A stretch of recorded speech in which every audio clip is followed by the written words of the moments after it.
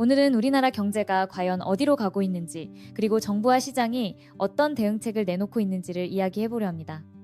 최근 발표된 2024년 4분기 성장률이 예상보다 훨씬 낮게 나왔다는 소식 다들 들어보셨을 텐데요. 그 수치가 거의 0%대나 마이너스 0.1% 언저리까지 떨어졌다 하니 놀라움과 우려가 교차하는 것 같습니다. 정부와 한국은행은 원래 0.5% 정도의 성장률을 목표로 삼았지만 실제로는 그에 훨씬 못 미치는 결과가 나왔죠. 게다가 내수와 수출이 동시에 부진한 모습이라 내년인 2025년까지도 이 흐름이 이어지면 어떡하나 하는 걱정이 커지고 있습니다. 이게 단순히 일시적인 슬럼프라면야 금세 회복될 수 있겠지만 문제는 그 근거가 확실치 않다는 데 있죠. 흔히 1분기 깜짝 반등 같은 표현들이 뉴스에 나오긴 합니다. 실제로 과거에도 4분기 침체 끝에 1분기의 소비가 순간적으로 살아나는 패턴은 많이 보였습니다. 정부는 이 패턴만을 근거로 1분기가 되면 1%대를 웃도는 성장률을 기록할 것이라는 기대감을 내놓기도 하죠. 하지만 그 뒤 2분기, 3분기, 4분기 연속으로 다시 저조한 흐름을 보이면 결국 연중 내내 성장률이 낮게 형성되는 최악의 시나리오가 반복될 수 있습니다. 특히나 수출 부문은 상황이 생각보다 심상치 않습니다. 작년부터 중국 경제가 둔화되고 전 세계적으로 경기 위축이 나타나면서 우리나라의 대중, 수출은 줄고 있는데요. 최근 중국 내 소비 침체와 부동산 시장 불안으로 인해 중국인 관광객 수요도 예전 같지 않은 상황입니다. 몇몇 지자체에서는 이 중국인 관광객을 다시 대거 유치하겠다며 대규모 관광 프로젝트나 테마파크 건설 같은 구상을 발표했습니다. 하지만 이미 많은 지방 사업들이 비슷한 시도를 했다가 실패한 전례가 있고 당장 수조 원대의 예산을 투입하더라도 관광 유입이 단시간에 크게 늘어날지는 미지수입니다. 국가 차원에서 무비자 방안을 확대한다거나 세금 우대책을 내놓는다 해도 정작 중국 내부 사정이 좋지 않으면 거시적 효과를 기대하기 어려울 수 있죠. 그러다 보니 내수 진작을 위해 정부가 적극적으로 재정 정책을 펼치는 시나리오도 거론됩니다. 추가 경정 예산을 편성해 대규모 건설 사업을 추진하거나 지역 인프라에 집중 투자해서 경기를 끌어올리는 방식 말이죠. 실제로 과거 위기 국면마다 돈을 풀어서 경제를 돌린다는 전략은 꾸준히 등장해 왔습니다. 하지만 문제는 지금 우리의 국가재정 사정이 그리 넉넉지 않다는 데 있습니다. 만약 추가로 예산을 투입하려면 적자 국채를 발행해야 할 텐데 이미 국가 채무가 빠르게 늘고 있는 상황이라 재정에 대한 부담이 더 커지는 악순환이 이어질 가능성이 있죠.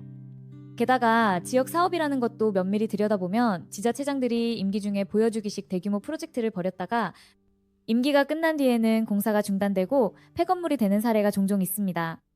한때는 관광도시로 탈바꿈하겠다는 목표 아래 수천억 원을 들여 멋진 건물을 지었는데 이후 유지비나 입장객 수 문제로 결국 폐쇄된 일도 있었죠. 이런 식으로 예산이 새나가면 당장 일시적 경제 효과는 있을지 몰라도 중장기적으로는 재정적 부담만 남게 됩니다. 그렇다면 이번에는 중앙정부 차원에서 확실한 큰 그림을 그려야 한다는 지적이 많습니다. 지자체가 개별적으로 사업을 벌이는 대신 전체 산업구조나 기술발전 속도를 반영한 정책을 함께 고민해야 한다는 것이죠. 예컨대 최근 전 세계적으로 관심이 높은 AI나 바이오 신재생 에너지 분야에 집중 투자하면 중장기적으로 질 좋은 일자리가 창출될 가능성이 있습니다. 하지만 이런 첨단 산업은 대규모 투자금이 필요하고 연구개발부터 상용화까지 오랜 시간이 걸리기 때문에 단기적 경기 부양과는 결이 다를 수밖에 없습니다. 그래서 정부 입장에서도 빨리 눈에 보이는 효과와 먼 미래를 대비한 투자 사이에서 선택의 딜레마가 생기는 거죠. 게다가 한국은행 입장에서는 금리를 낮춰 소비와 투자를 부양해야 한다는 압박감을 느낄 수 있지만 대외 금리와 환율 변동성을 고려하면 섣불리 금리 인하를 하기도 쉽지 않습니다.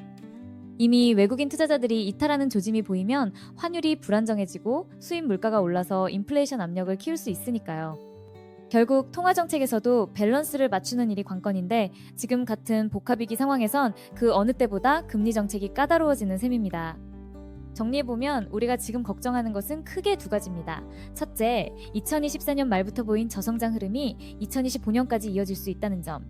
둘째, 이를 만회하기 위해 정부가 무리하게 재정을 쏟아붓거나 지자체들이 확실치 않은 관광 인프라 사업에 과감한 투자를 했다가 부작용만 키울 가능성입니다. 물론 일시적인 침체 국면을 이겨내려면 어느 정도 확장 재정이 필요하다는 의견이 많습니다. 다만 그 투자가 어디에 어떻게 쓰이는지에 따라 장기적 회복의 발판이 될 수도 있고 재정 부담으로 남아 추후 더 큰 문제를 야기할 수도 있다는 것입니다. 최근 여러 전문가들은 커진 정부 지출만큼 민간 투자를 유도하는 정책이 병행되어야 한다고 조언합니다. 정부가 전액 비용을 떠안는 대신 민간 기업과 투자자를 끌어들이고 외국인 투자 유치 방안을 마련하는 시기죠. 그럴 때 AI나 바이오 같은 미래 산업 분야에서 시스템 전반을 업그레이드할 기회가 될 수도 있습니다. 또 글로벌 경기 악화에도 틈새 시장을 잘 공략한다면 일부 중소 중견 기업은 수출 활로를 찾을 수 있을 것입니다. 물론 여러분이 보시기에 이 정도 불황은 금방 지나가고 정부나 한국은행이 알아서 해주겠지라는 생각이 들 수도 있습니다. 역사적으로 보면 경기란 늘 사이클이 있기 마련이니까요. 다만 과거에 비해 이번에는 기업과 가계부채가 동시에 늘어났고 대외 여건 또한 미중 갈등, 글로벌 금리 인상, 에너지 가격 변동 등으로 녹록지 않다는 점을 고려해야 합니다. 통계청이나 KDI 한국개발연구원 그리고 여러 경제연구소들도 더 길고 복합적인 침체가 이어질 수 있다는 신중한 경고를 내놓고 있습니다. 그렇기에 우리는 장기적 시각에서 대응책을 마련해야 합니다. 정부 입장에선 최소한 무조건적인 대형 사업보다는 높은 부가가치를 낳을 첨단 산업 육성과 숙련된 인력 양성에 초점을 맞추는 편이 더 낫다는 이야기가 나오죠.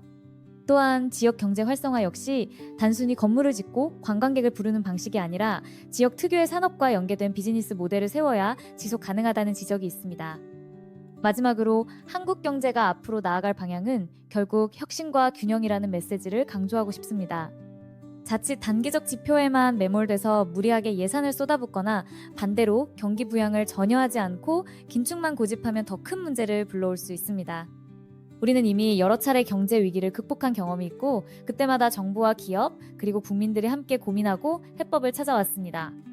지금도 저성장의 늪이라는 표현이 나올 만큼 경제가 험난한 길을 가고 있지만 분명히 이 국면을 극복할 기회도 존재합니다.